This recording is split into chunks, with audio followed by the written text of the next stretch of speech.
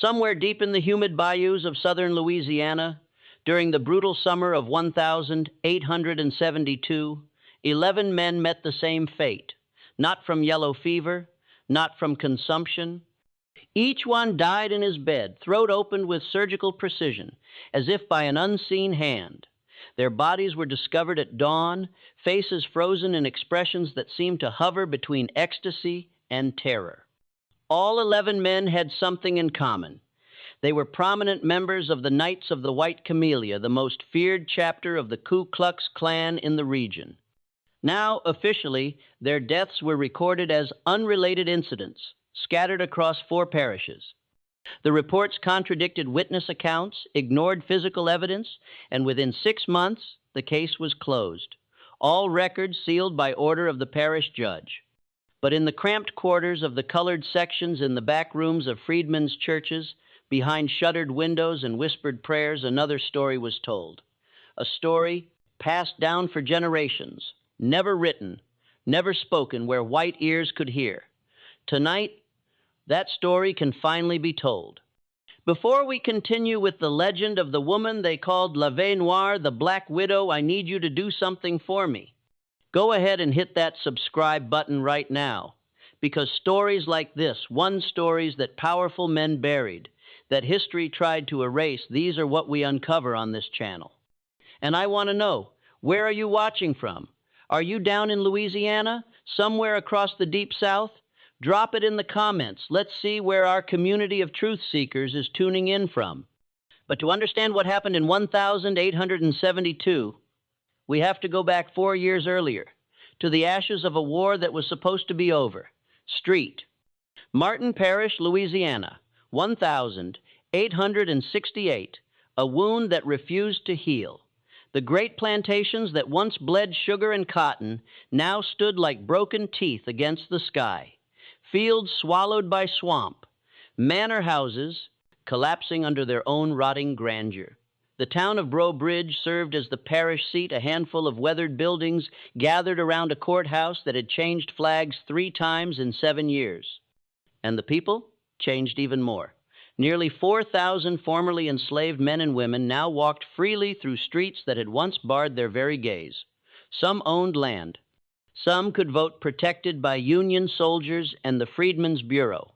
Some even stood in court and testified against white defendants. To the old planter class, it wasn't progress. It was apocalypse. The end of the world as they knew it. And from the ashes of their defeat, something new and darker took shape. The Knights of the White Camellia. Unlike their counterparts in other states, Louisiana's Knights didn't wear hoods or burn crosses. They didn't need to. These were lawyers, merchants, former officers, men who already controlled the courts, the sheriff's office, the parish, council. They didn't need spectacle. They had power. Their methods were cold, surgical.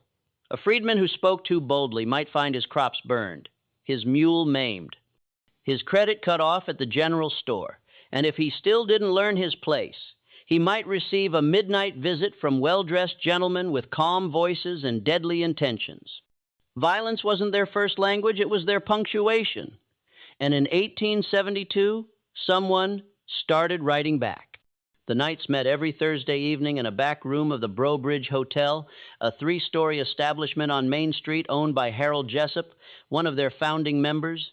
11 men comprised the inner circle, the decision-makers who determined which freedmen needed to be reminded of their place, which white Republicans needed to be encouraged to leave the parish, which federal sympathizers required more aggressive persuasion. Into this powder keg walked a woman who called herself Celeste Dufresne. She appeared in Breaux Bridge on a Tuesday morning in late April, stepping off the steamboat from New Orleans with a single trunk and a parasol of black silk. She was perhaps 30 years old, though her face held a quality that made age difficult to determine. Not young, not old, but somehow outside the normal progression of years. Her skin was the color of café au lait, that ambiguous shade that in Louisiana could mean anything from Creole aristocracy to mixed parentage of a dozen different origins. She wore morning clothes of expensive cut, the kind of garments that required a skilled seamstress and fine fabric, suggesting means and status. She took a room at the Brobridge Hotel, paying a month in advance with gold coins that she counted out one by one onto Harold Jessup's front desk. Her French was flawless, her English spoken with a Parisian accent that fascinated the locals. She claimed to be the widow of a French merchant who had died in New Orleans during the yellow fever outbreak of the previous summer. She was, she said, looking to purchase property in the parish, perhaps a small house with land where she might live quietly, away from the disease and chaos of the city. The story was plausible enough. New Orleans had indeed suffered a devastating epidemic. French merchants did business throughout Louisiana. Well-bred Creole widows often sought refuge in smaller communities. And there was something about Celeste Dufresne that discouraged close questioning, a dignity, a self-possession that suggested she was accustomed to being treated with respect. She attended Mass at Street, Bernard Catholic Church every Sunday morning, sitting in the section reserved for Creole families of standing. She took her meals in the hotel dining room, always alone, reading French novels or writing letters in a neat, precise hand. She walked through town in the afternoons, parasol shading her face, nodding politely to those she passed, but initiating no conversations. She seemed to have no interest in the racial tensions that consumed the parish, no political opinions, no connections to either the freedmen's community or the federal authorities. Within 2 weeks, she had caught the attention of every man on the Knights Council. It started innocently enough.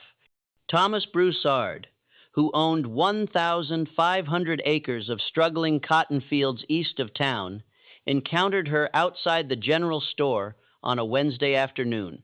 She was examining a bolt of fabric, her gloved hands moving over the material with a practiced touch. He offered his assistance. He knew the merchant, he said, could ensure she received a fair price. She smiled at him, a smile that seemed to hold both gratitude and a hint of amusement, as if she found his chivalry charming but unnecessary. They spoke for perhaps 10 minutes, during which she mentioned her difficulties in finding suitable property, her unfamiliarity with the region, her reliance on the kindness of strangers in this difficult time of mourning. Broussard found himself thinking about her for the rest of the day. There was something magnetic about her, a quality he couldn't quite name. It wasn't simply beauty, though she was undeniably attractive. It was a kind of focused attention, as if when she looked at you, you became the only person in the world who mattered. When she touched his arm lightly while thanking him for his help, he felt the contact like an electric current. He began finding reasons to be in the hotel lobby when she passed through. He offered to show her properties that might suit her needs. She accepted with a modesty that seemed to acknowledge both his generosity and her own vulnerable position as a woman alone. They rode out to several parcels over the following days, always properly chaperoned by the presence of others nearby, always concluding before sunset.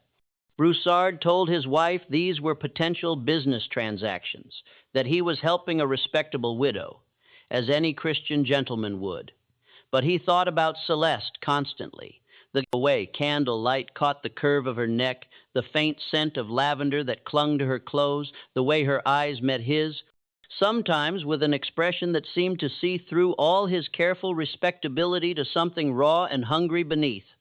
The other knights noticed Broussard's distraction, and gradually several of them began their own acquaintance with Madame Dufresne. Antoine Yallaire, a lawyer who had defended several Klan members in federal court, offered his legal services should she need assistance with property transfers. Dr.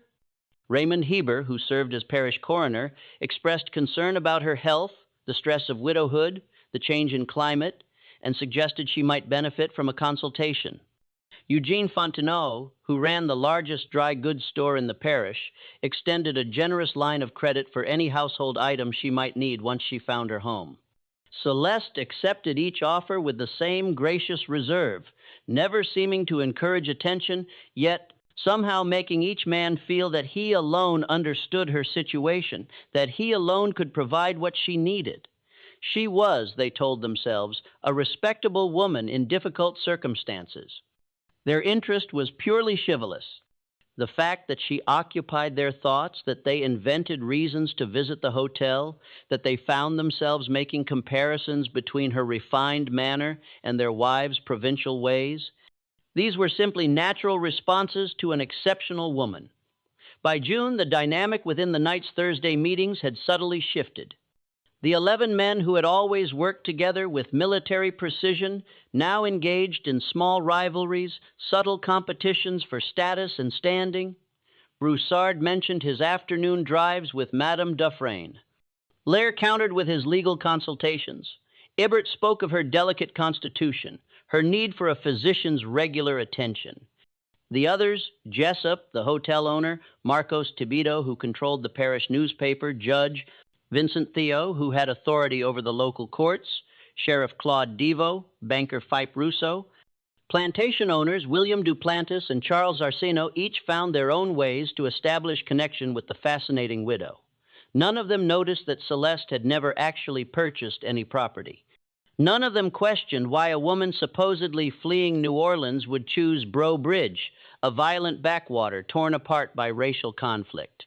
None of them wondered why, for a grieving widow, she seemed remarkably composed, never weeping, never speaking of her lost husband, except in the vaguest terms, and none of them knew that.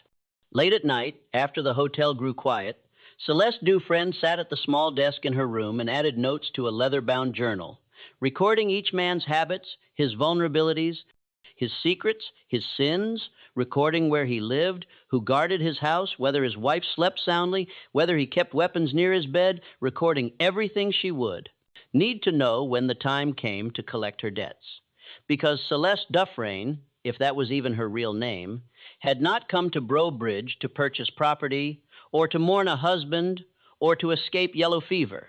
She had come for a very specific purpose, one that required patience, planning, and a willingness to use every weapon at her disposal. She had come to kill 11 men. The first death occurred on July 19, 1872, during the worst heat wave anyone in Street Martin Parish could remember. Thomas Broussard's body was discovered by his wife at dawn. He lay in their bed in the plantation house he'd inherited from his father. His throat opened from ear to ear with such force that the cut had nearly reached his spine. The sheets beneath him were soaked through with blood, as was the mattress, as was the floor beside the bed. The violence of the wound contrasted sharply with the peacefulness of his face. His eyes were closed, his features relaxed, his hands resting at his sides as if he'd simply drifted off to sleep and never awakened. Mrs. Broussard's screams brought the household staff running. Among them was an elderly colored woman named Esther, who had served the family since before the war, first as a slave, now as a paid servant. Years later, in testimony that would never make it into official records, Esther would describe what she saw when she entered that bedroom. Not just the body, not just the blood, but something else that made no sense, and that she immediately understood she should never speak of to white authorities. There were 2 wine glasses on the bedside table, both empty. The room smelled of lavender and something else, something sweet and organic that Esther couldn't identify. Mr. Broussard wore only his nightshirt, which was rucked up around his thighs. The bedclothes were disturbed in a pattern that suggested vigorous activity before death. And though Mrs. Broussard had been sleeping in an adjacent bedroom, she suffered from insomnia and often took separate quarters to avoid disturbing her husband. There was clear evidence that Broussard had not been alone when he died. Sheriff Darrow arrived within the hour, along with Dr. Heba. They examined the scene, questioned the servants, and established what would become the official narrative. Thomas Broussard had been murdered by an intruder, likely a freedman with a grudge, who had crept into the house during the night and cut his throat while he slept. The lack of signs of struggle suggested the killer had been swift and skilled. The fact that nothing had been stolen indicated this was personal, not robbery. Perhaps the sheriff speculated it was retaliation for one of the many reminders the Knights had delivered to uppity colored folks in recent months. But Esther, cleaning the room after the body had been removed, found something the white men had missed or chosen to ignore. Caught in the floorboards near the bed was a single long hair, dark and lustrous, too fine to belong to Mrs. Broussard. And when she stripped the sheets, she found them stained with more than just blood. There were other fluids present, evidence of activities that respectable people didn't discuss, but that every woman recognized. She said nothing. She burned the sheets as Mrs. Broussard instructed. She swept the floor clean, scrubbed the bloodstains, opened windows to air out the smell of death and secrets. And when the other servants asked her what she'd seen, she told them only what would keep them safe, that Mr.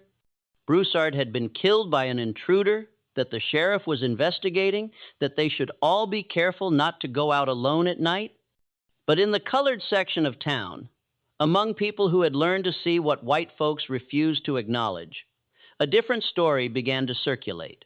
Whispers about the woman who had recently arrived in town, the beautiful widow who had caught the attention of so many prominent men, about Thomas Broussard's frequent visits to the hotel, the way he'd looked at Madame Dufresne, the afternoons he'd spent showing her properties that he never seemed to mention to his wife, about how convenient it was that a man known for his cruelty to freed men, a man who had personally overseen the whipping of 3 colored men the previous month for the crime of trying to vote, had been found with his throat cut just days after he'd been seen dining privately with the mysterious Creole, Widow.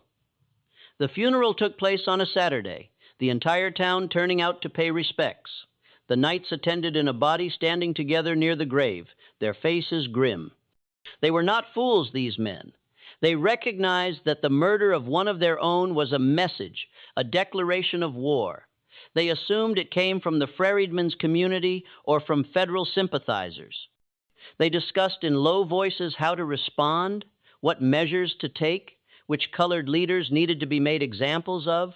None of them noticed that Celeste Dufresne attended the funeral as well, standing at a respectful distance, veiled in black, her head bowed in apparent prayer. None of them saw the small, satisfied smile that curved her lips when she thought no one was watching. And none of them guessed that in exactly 3 weeks there would be another funeral. Antoine died on August 9th in circumstances eerily similar to Broussard's death.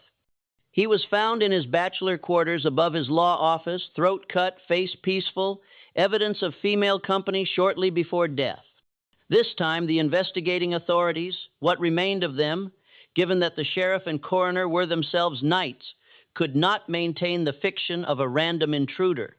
2 knights dead in identical fashion within a month suggested a pattern, a targeted campaign.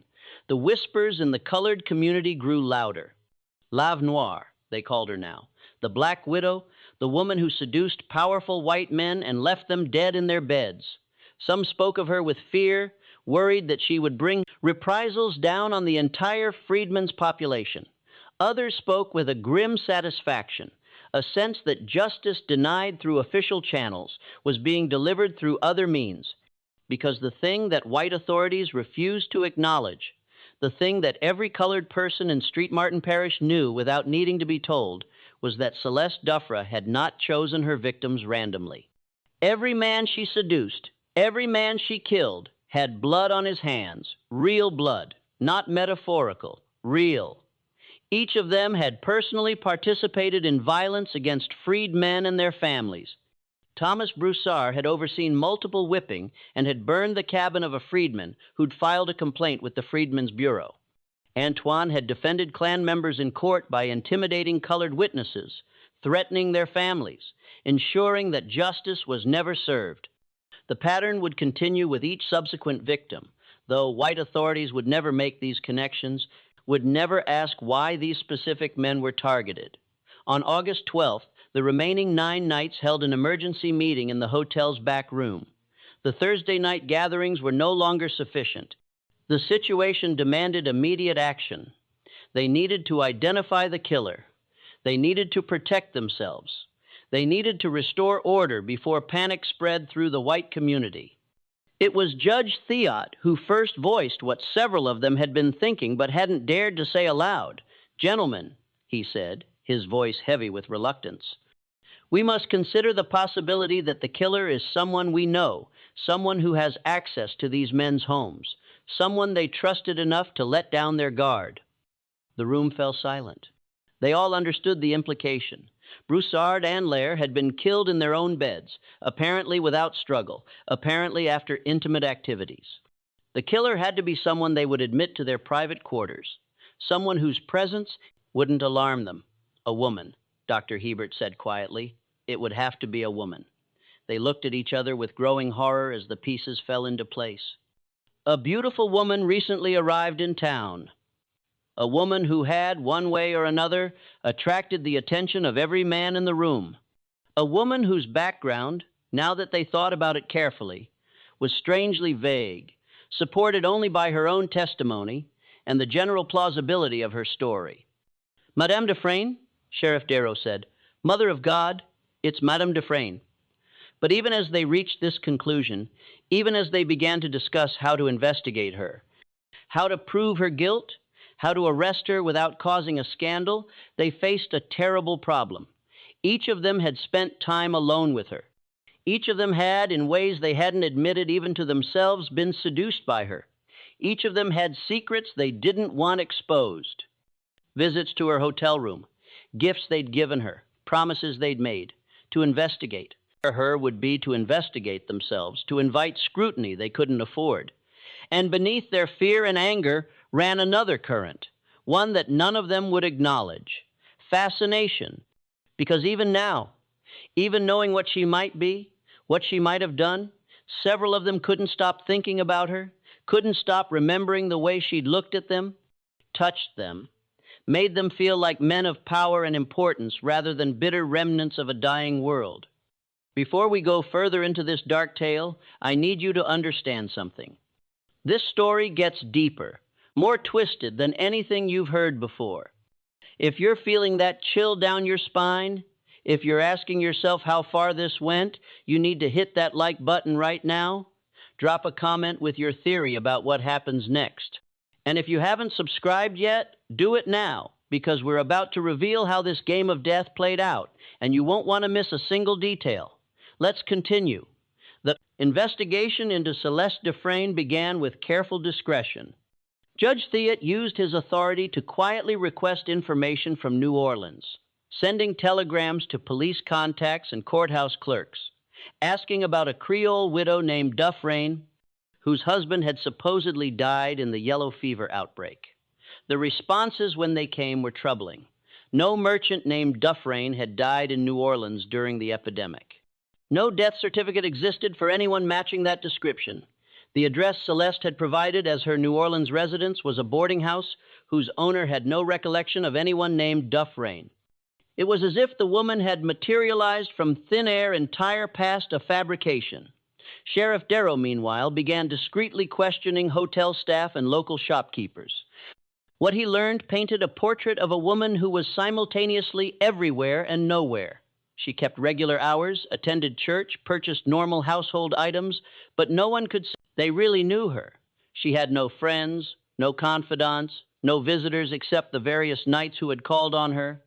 Her room was always neat, her behavior always proper, but there was something about her that people found difficult to describe, not threatening exactly, but unsettling in a way they couldn't articulate. The colored servants at the hotel proved more informative, though only when questioned privately and with assurances of protection. A housemaid named Rachel reported that Madame Dufresne's room contained no personal effects beyond basic necessities, no photographs, no letters, no mementos of a deceased husband, just clothes, toiletries, and a locked trunk that she never saw opened. The room always smelled of lavender, even when Madame wasn't present, as if she'd infused the very walls with her scent.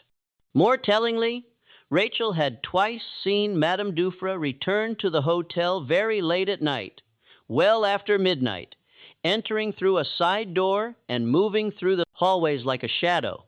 On both occasions, she'd been carrying what looked like a leather medical bag, though what business a widow would have with such items, Rachel couldn't imagine. While the investigation proceeded, the Knights implemented security measures. Those with families sent them to relatives in other parishes claiming business necessities. Those who lived alone hired guards. Former Confederate soldiers who patrolled their properties at night. They varied their routines, changed their locks, kept loaded pistols within reach. They stopped going out after dark and less in groups. They treated every sound, every shadow with suspicion, and they waited for the next death because they all understood with grim certainty that it was coming. Dr. Raymond Hebert was the third to die, found in his medical office on August 27th with his throat cut and his body arranged on his own examination table. The circumstances were nearly identical. Evidence of female company, wine glasses, present. That same peaceful expression contradicting the violence of his death. But this murder included a new element that sent ice through the survivor's veins. Pinned to Dr. Hebert's chest with a surgical pin was a small piece of paper. On it, written in an elegant hand, were two words, "Remember Baton Rouge." The Knights understood immediately what the message meant, though the local authorities and newspapers never would. In March of 1868, Dr. Hebert had traveled to Baton Rouge to testify in a federal inquiry into Klan violence. A colored woman named Sarah Boudreaux had accused several white men, including Knights from Street, Martin Parrish, of attacking her husband and burning their home. Dr. Hebert had testified that Sarah's husband had died not from injuries inflicted by the attackers, but from pre-existing health conditions, a lie that had helped the accused men go free. 3 months later, Sarah Boudreaux had been found dead in a rooming house in New Orleans, her throat cut. The crime, officially attributed to robbery, though nothing had been taken.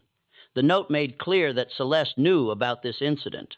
More than that, it suggested a connection to it, a personal investment in seeing Dr. Hebert punished for his role. But how could she know? How could a Creole widow from New Orleans have such detailed knowledge of Klan activities in Baton Rouge 4 years earlier? The answer came from an unexpected source. Judge Theot, reviewing old newspaper reports and court documents, discovered that Sarah Boudreaux had not been alone when she died. She'd had a daughter approximately 12 years old at the time who had disappeared after her mother's murder. No record existed of what became of the girl. She'd simply vanished into the chaos of post-war Louisiana, one more displaced child among thousands. The judge brought this information to the Knights' next meeting held in Jessup's Hotel on a Tuesday night, moved from their usual Thursday schedule in an attempt to break any predictable pattern. He laid out the timeline. Sarah Boudreaux murdered in 1868. Her daughter disappeared. And now, 4 years later, a mysterious woman appears in Breaux Bridge and begins systematically killing the men responsible for that murder and for the broader campaign of terror against freedmen. "She's the daughter," Jessup said, his voice barely above a whisper. "Mother of God, she's Sarah Boudreaux's daughter, come back for revenge." But that theory had problems. Celeste appeared to be in her 30s, far too old to be the girl who had disappeared in 1868. Unless her entire appearance was a carefully constructed fiction, her age and background and identity, all lies designed to gain access to her targets. Unless she'd spent 4 years planning this campaign, learning who had been responsible, tracking them to their current locations, preparing herself for the role she needed to play.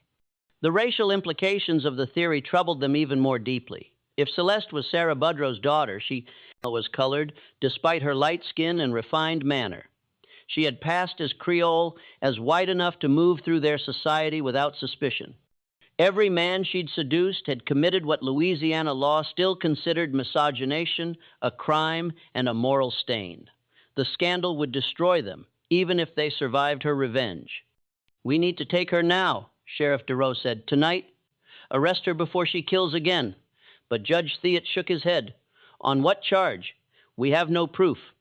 The notes can't be used as evidence without revealing what they reference.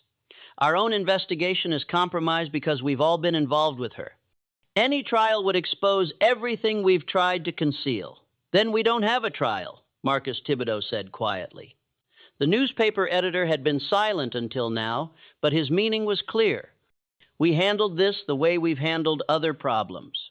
Quietly, permanently, the suggestion hung in the air like smoke.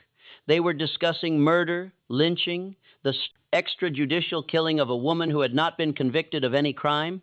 It was exactly what they'd done to countless freedmen over the years. It was what they'd done to Sarah Boudreaux herself. The irony was not lost on any of them, but their fear overrode any moral qualms. They voted as they always did on important matters. 9 men remained in the Knights' inner circle, 9 hands raised in agreement. They would kill Celeste Dufresne before she could kill again. But as they made their plans, none of them noticed that the hotel's serving girl, a young colored woman named Marie, who had been clearing glasses in the hallway, had heard every word through the meeting room's thin walls. And none of them saw her slip away into the night, moving quickly toward the colored section of town, toward a small church where certain people gathered, people who had learned long ago that their survival depended on knowing what white folks planned before those plans could be enacted. By dawn, everyone in the freedmen's community knew that the Knights intended to murder L'Ave Noire. And through channels that white authorities had never understood and never would, a message was passed to the hotel, to room 7, where a widow in mourning clothes sat at a small desk, adding notes to her leather journal. Celeste read the message, a single line scrolled on brown paper, and smiled. She had expected this. In fact, she had counted on it. Because the thing about rage, about the desire for revenge, was that it made people predictable. The Knights thought they were hunting her, but they'd failed to understand a crucial truth. She'd been hunting them from the moment she arrived, and the hunt was far from over. She packed her few belongings into her trunk, settling her account with the hotel desk clerk by mid-morning. She told him she'd received word of business requiring her return to New Orleans, thanked him for his hospitality, and arranged for her trunk to be taken to the steamboat dock. By this noon, Celeste Dufresne had left Breaux Bridge, boarding a steamboat headed south. The Knights, when they learned of her departure that evening, felt a mixture of relief and frustration. She'd escaped, but at least she was gone. At least the killings would stop. They had no way of knowing that the woman on the steamboat was not Celeste at all, but a freed woman named Charlotte, who bore a passing resemblance, and who wore borrowed clothes and a heavy veil. They had no way of knowing that the real Celeste had never left the parish, that she'd moved instead into the colored section of town, into a small house behind the Freedmen's Church, where she was welcomed as a sister, as an avenger, as the instrument of justice that the law had denied them, and they had no way of knowing that the murders, far from ending, were about to escalate. Eugene Fontenot died on September 3rd, not in his bed, but on the road between his dry goods store and his home. He was found in his wagon at dawn, throat cut, his horse grazing peacefully nearby. The placement of the body suggested he'd been traveling with someone, a companion who had waited until they were alone on a stretch of dark road before striking. A companion he trusted enough to let sit beside him in the darkness. The note pinned to his chest read, "Remember the Fontino store fire."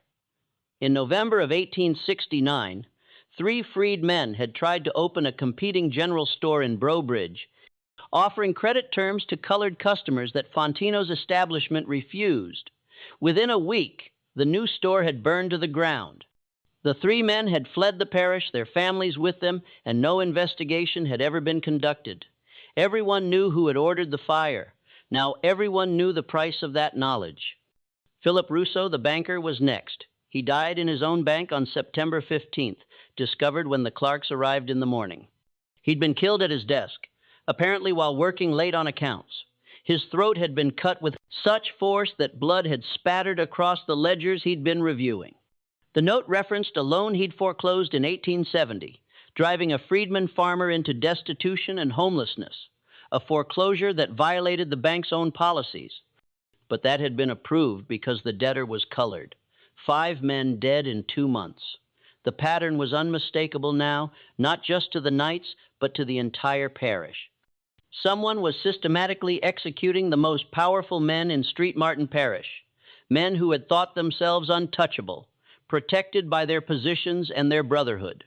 And somehow, despite all their precautions, despite the guards and the locked doors and the loaded weapons, the killer kept finding ways to reach them. The federal authorities, who had largely stayed out of local affairs since the early days of Reconstruction, now took notice.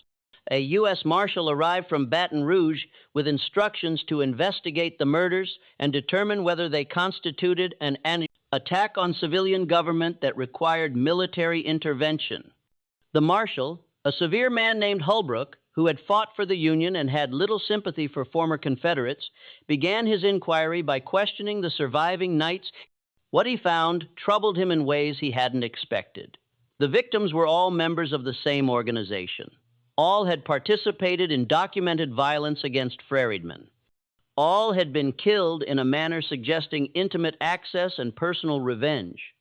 The notes left on the bodies referenced specific crimes that federal investigators had tried and failed to prosecute due to intimidated witnesses and corrupt local courts. Marshal Holbrook interviewed dozens of people, white and colored men and women, local residents, and recent arrivals. He examined crime scenes, reviewed coroner's reports, studied the pattern of attacks, and gradually he pieced together the story of Celeste Dufresne, the mysterious widow who had seduced and killed at least 3 of the victims, possibly all 5. But when he tried to locate her, he discovered she'd vanished.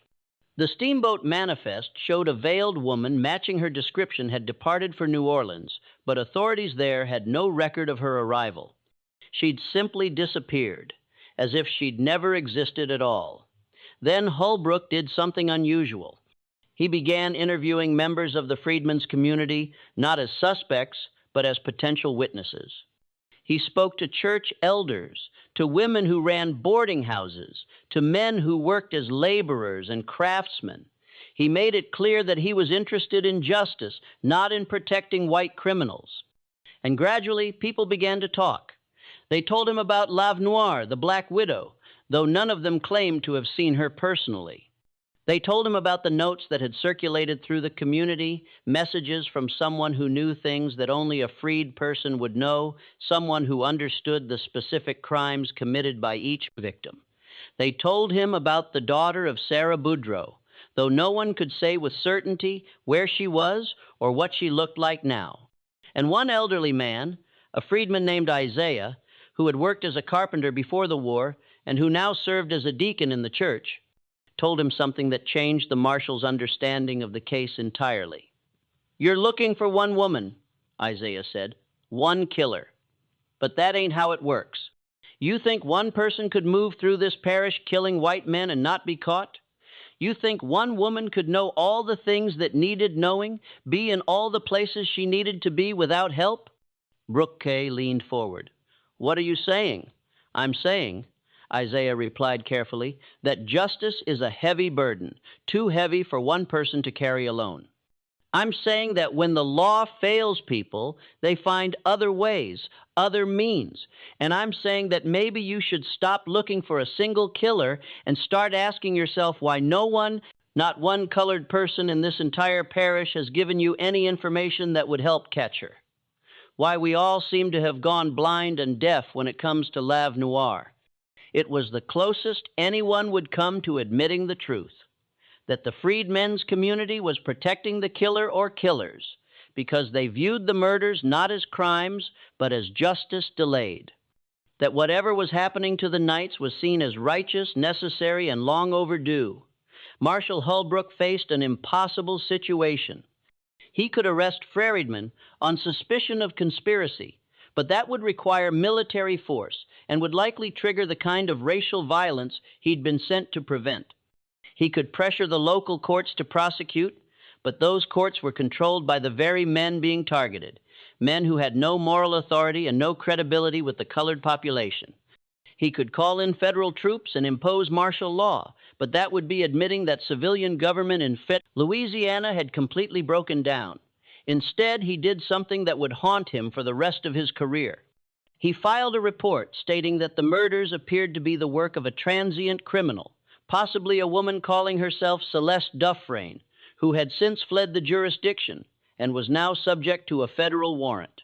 He recommended that the remaining knights take appropriate precautions, but stated that without witnesses or physical evidence, further investigation was unlikely to yield results. Then he returned to Baton Rouge, leaving the parish to its own devices. The surviving knights, Jessup Thibodeau, Judge Theo, Sheriff Dero, Duplantis, and Arsino, understood that they'd been abandoned by federal authority. They were on their own, facing an enemy they couldn't identify or locate, protected only by their own resources and diminishing courage. They turned their homes into fortresses. They hired more guards, bought more weapons, stopped going out unless absolutely necessary. They moved in groups, never alone, never vulnerable. They reviewed their pasts, trying to determine which of their many crimes might have made them targets, which victim might have surviving families seeking revenge.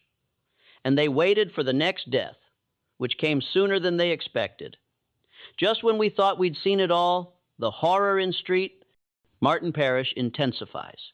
If this story is giving you chills, share this video with a friend who loves dark mysteries. Hit that like button to support our content, and don't forget to subscribe to never miss stories like this. Let's discover together what happens next. William Duplantis died on October 1st during the day in the supposed safety of his plantation home. He'd been alone in his study reviewing accounts while 3 armed guards patrolled the grounds outside.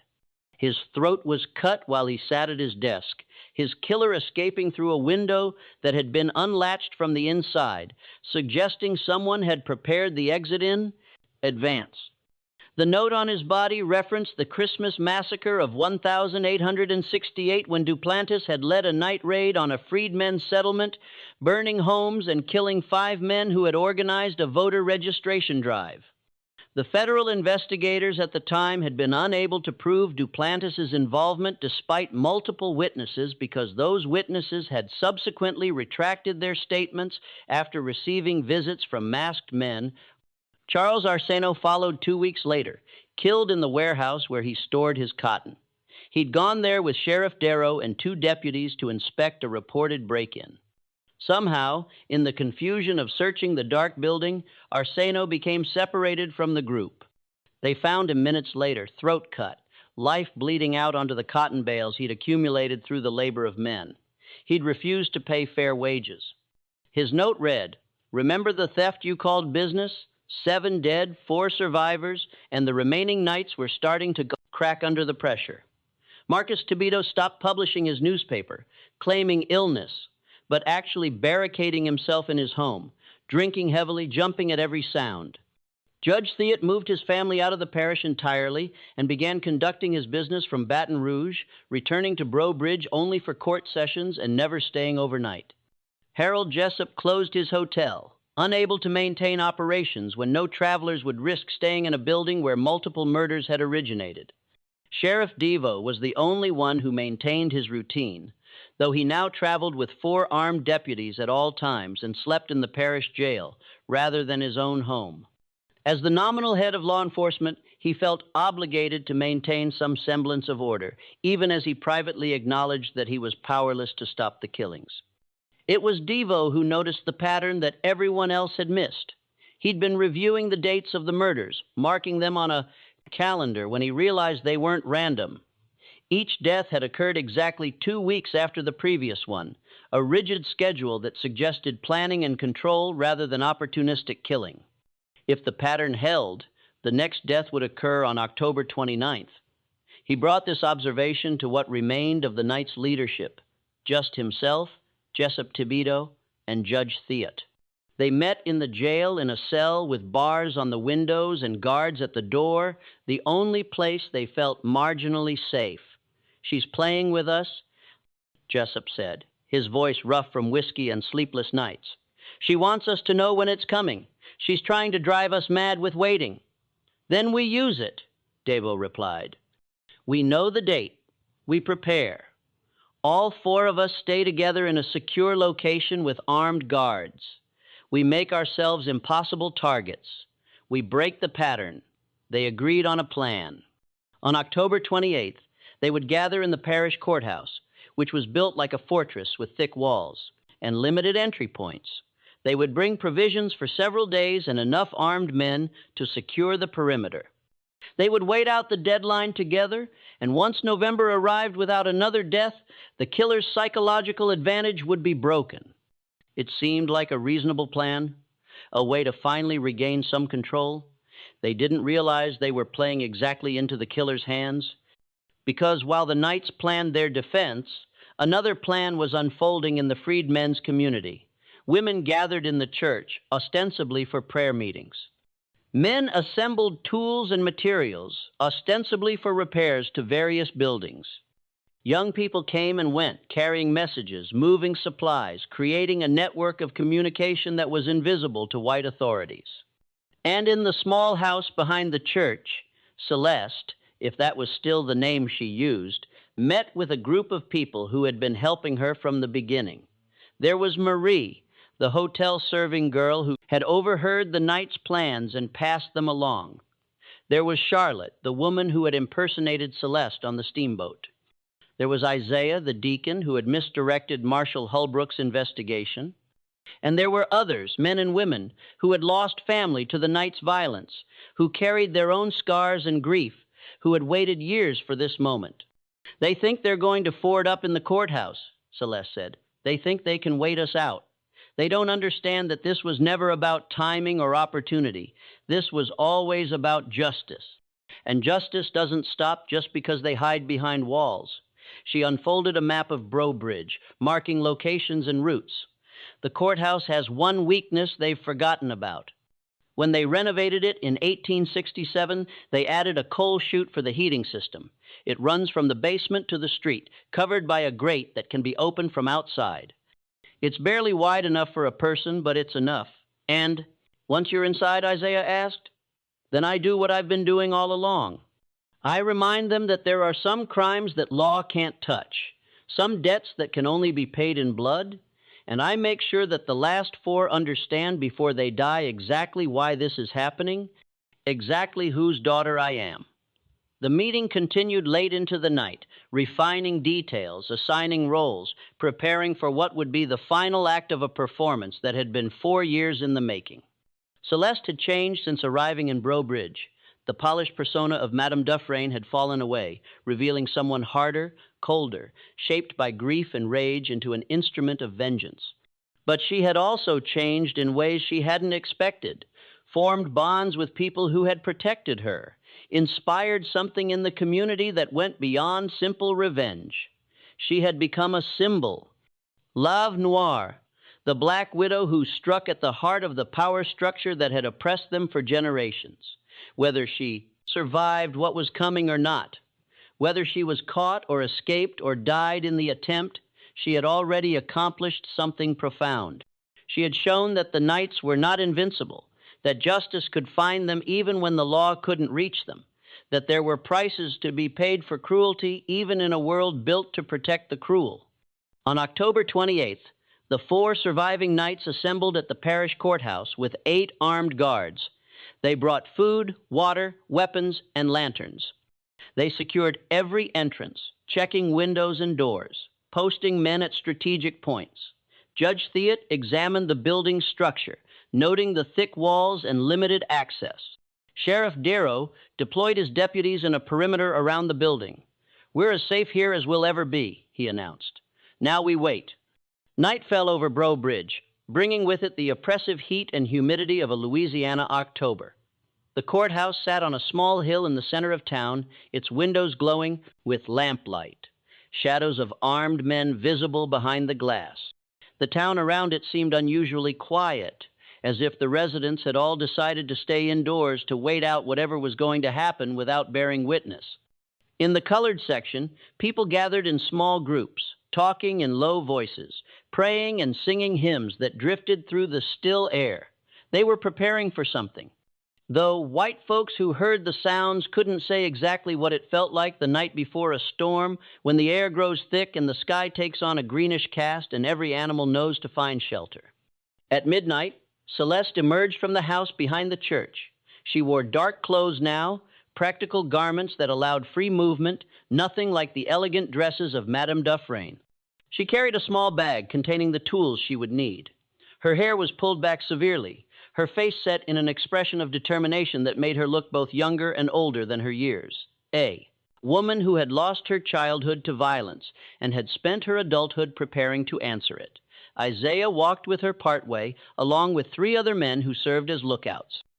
They moved through back alleys and yards, staying away from main streets, using the routes that colored folks had learned over years of avoiding white attention. When they reached the edge of the town square, Isaiah gripped her arm. "You don't have to do this," he said. "You've already done more than anyone could ask." You've shown them they're not above justice. Let that be enough. Celeste looked at him with eyes that held no mercy, no forgiveness, no doubt. My mother died, begging them for mercy. Did they show her any? Did they consider whether revenge against her was enough? Or did they take everything? Her husband, her home, her life, her daughter's future? This ends when they're all dead. Isaiah, not before. She pulled away and moved into the darkness toward the courthouse that loomed against the night. Sky like a monument to the very injustice she'd spent 4 years trying to correct. The coal chute grate came off with surprising ease, as if someone had loosened the bolts in advance. Celeste slipped through the opening, dropping silently into the courthouse basement. The space was dark, filled with stored furniture and old records, the air thick with dust and coal residue. She waited, letting her eyes adjust, listening for any indication that her entry had been detected. Nothing. The guards were all focused on the main entrances, on the obvious points of access.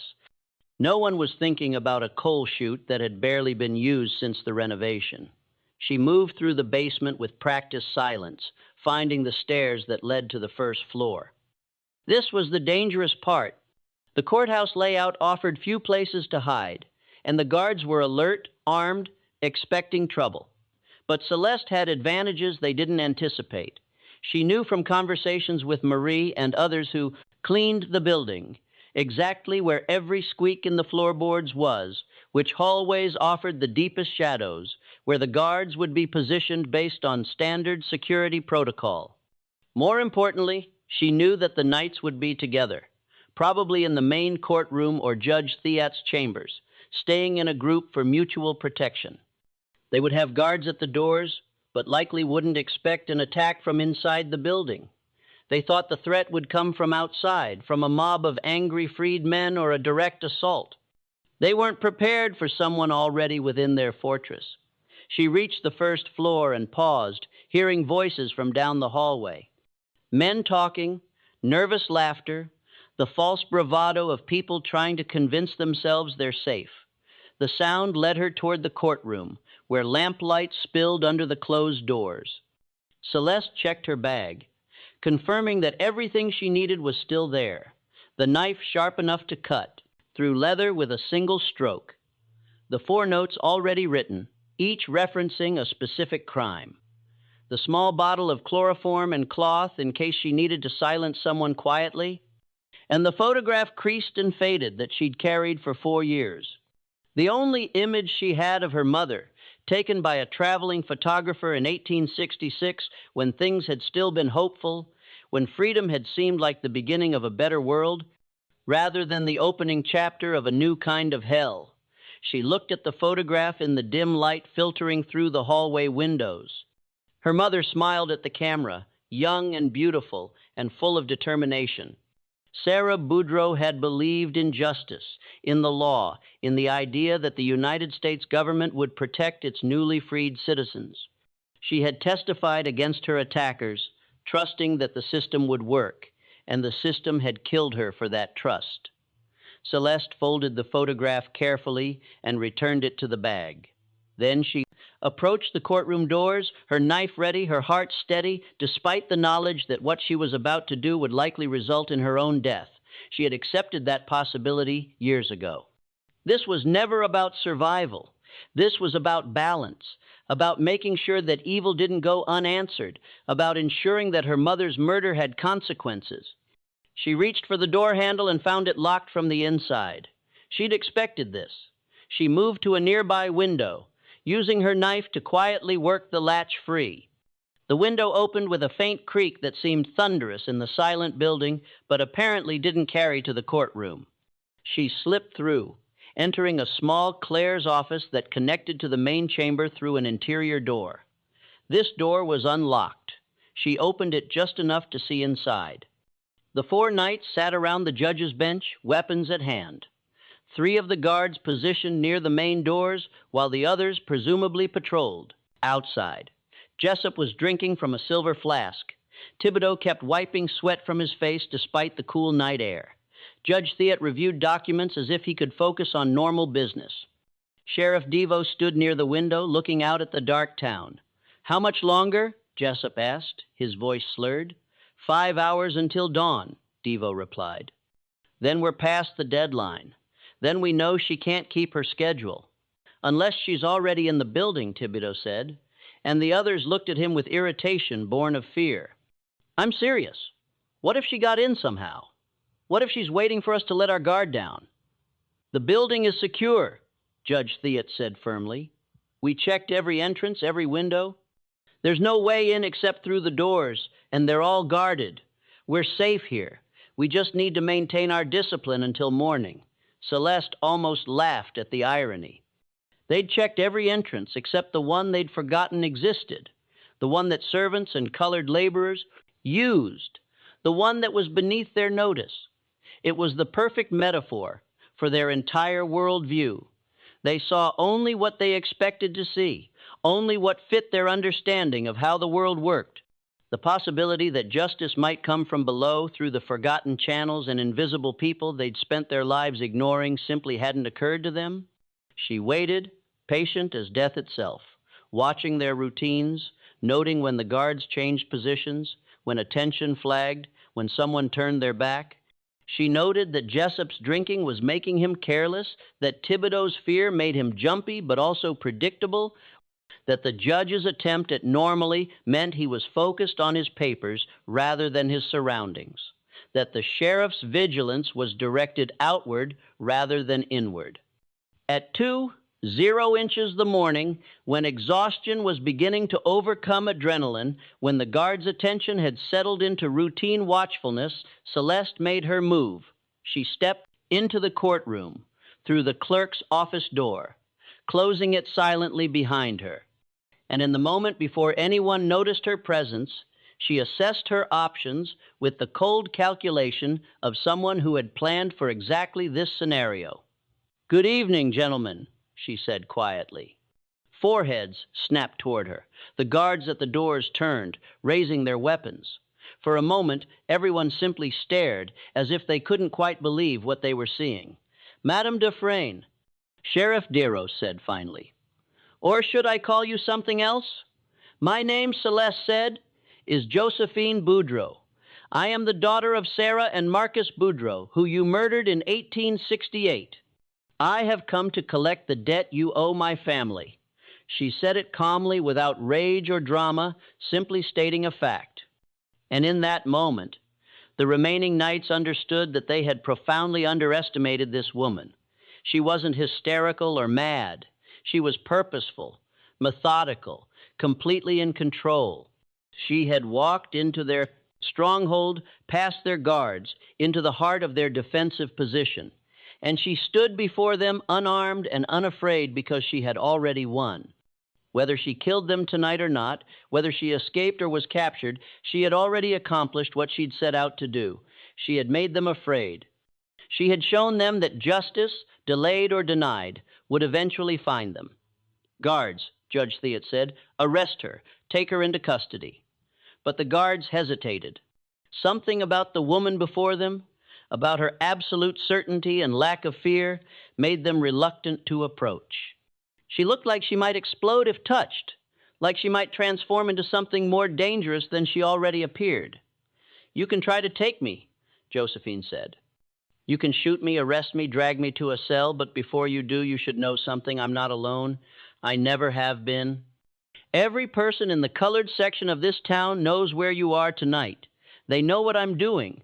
And if I don't walk out of this courthouse alive, if I don't give the signal that everything went according to plan, they have instructions to burn this building to the ground with all of you inside it." It was a lie, though not a complete one. The freedmen's community did know where she was, and they would certainly riot if she was killed. But Josephine had given no such instructions, had in fact told Isaiah to keep everyone away from the courthouse, to let her face the consequences of her actions alone. But the knights didn't know that. They only knew that the colored population of Breaux Bridge significantly outnumbered the whites, that racial violence could spread like wildfire, that they were cornered in a building that could easily become a tomb. "What do you want?" Sheriff Darrow asked. "I want you to understand why you're going to die," Josephine replied. I want you to know that this isn't random violence or criminal insanity. This is justice, imperfect, delayed, outside the law because the law failed us, but justice nonetheless. And then, in a voice that carried no emotion, but held absolute conviction, she recounted every crime, every attack, every murder, every act of terror that these four men and their dead companions had committed. She named victims, described incidents, cited dates and locations with the precision of a court document.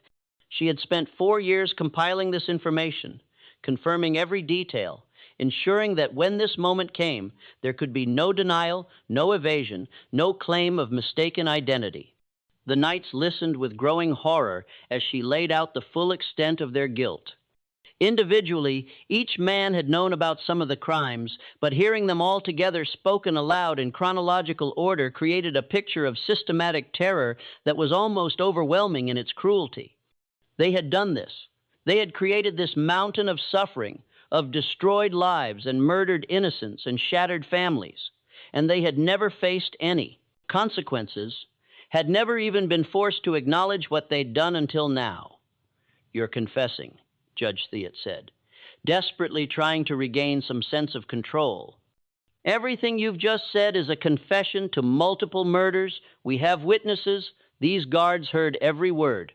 Josephine smiled. "Then arrest me. Put me on trial. Let me testify in court about everything I've just said. Let me call witnesses from the freedmen's community. Let me introduce evidence about every crime these men committed. Let's have a public trial where all of this comes to light. I'm certain the federal authorities in Baton Rouge would be very interested." The judge fell silent.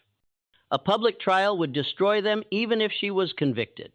The scandal would be complete and permanent, and there was a real possibility that sympathetic northern newspapers would take up her case, that she would become a cause célèbre, that the trial would expose the entire apparatus of terror that had ruled Louisiana since the end of the war. "What do you want?" Darrow asked again. "I want what everyone wants," Josephine said. "I want justice, but since the law won't provide it, I'll have to settle for balance. 7 of you are dead.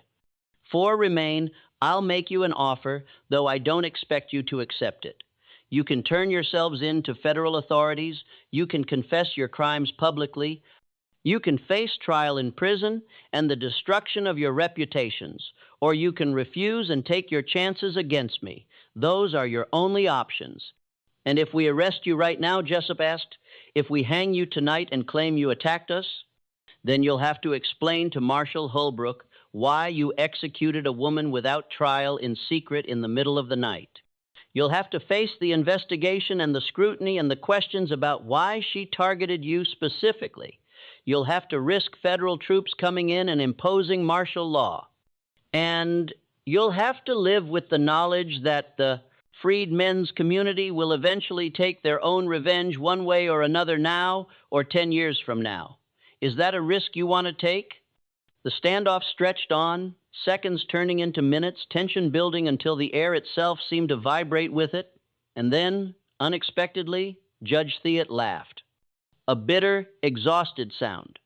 "She's right," he said. "We have no good options. We never did. The moment we started down this path, the moment we decided that law didn't apply to us, we guaranteed this ending. Maybe not this specific ending, but something like it. Justice delayed, she calls it. Maybe she's right. Maybe this is just the bill finally coming due."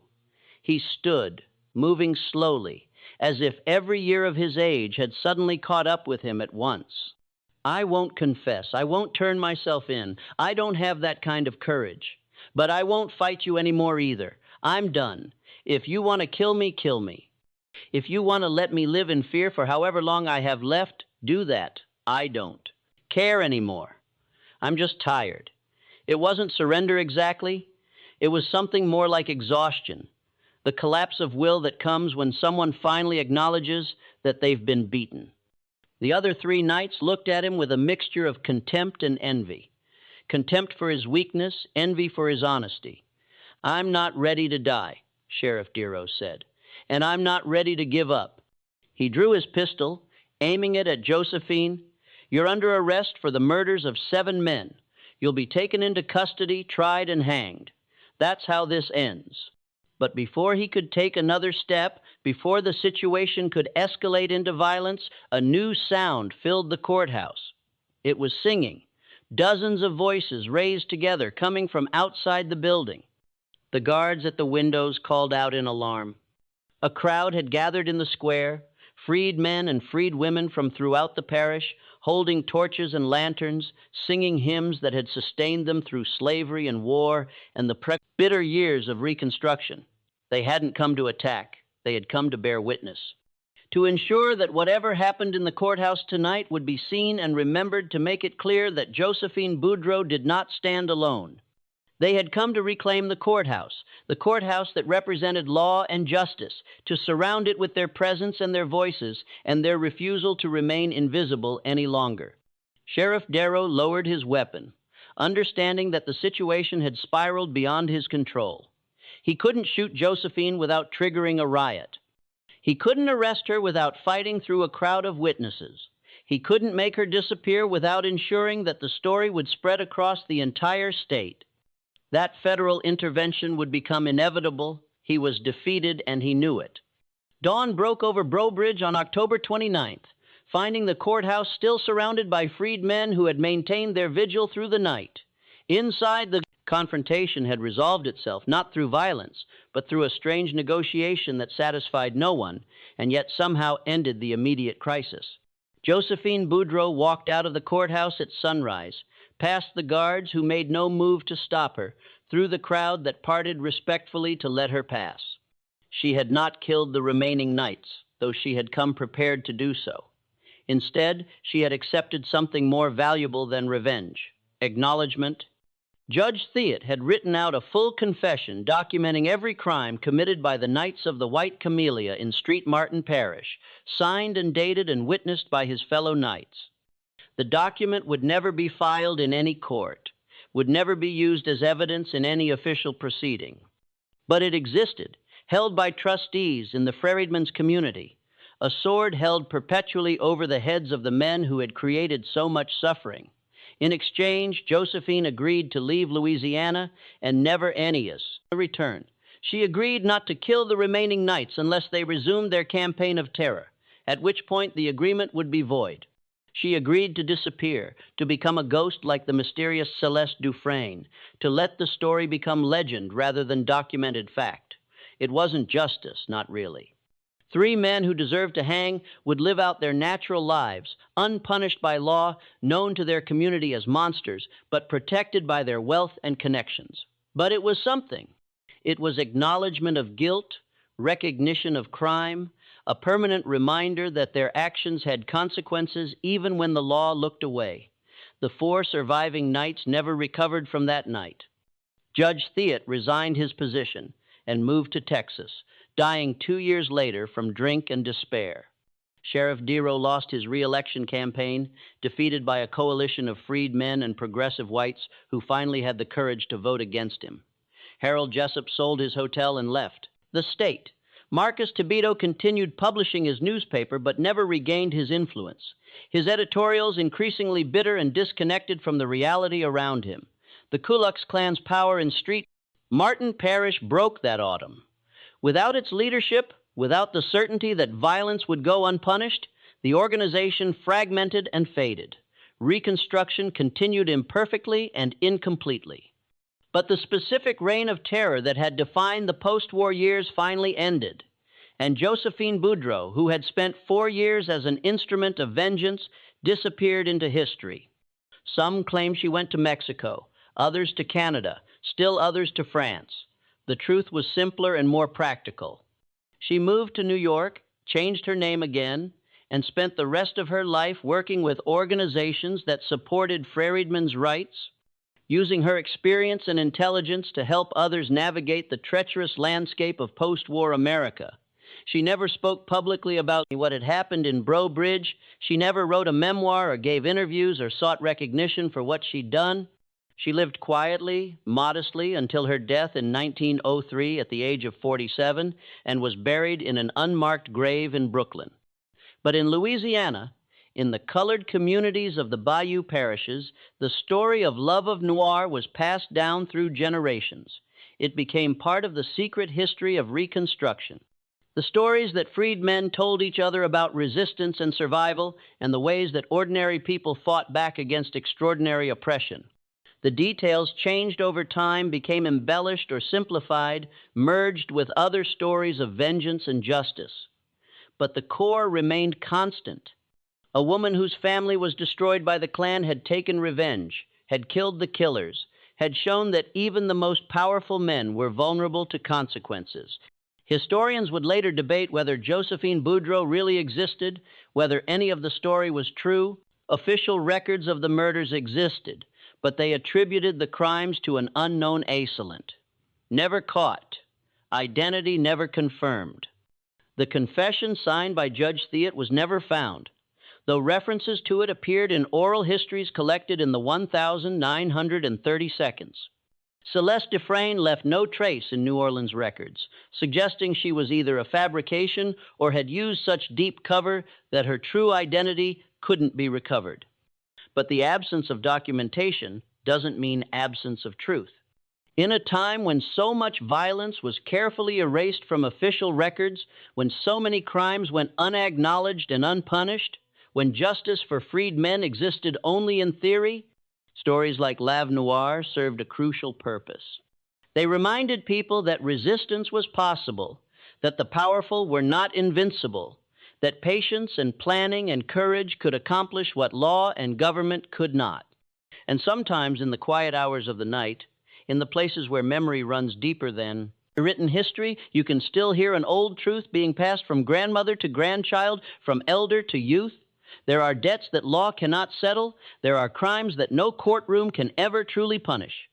There are wounds so deep, so personal, that the law itself feels powerless to touch them. And when justice fails, when the system looks away, some people find their own way to make the scales balance. In the blistering heat of 1,872, 7 men lost their lives. 4 more would survive, though they would never truly recover. Each death carried a message that the past was not finished, that blood still demanded an answer.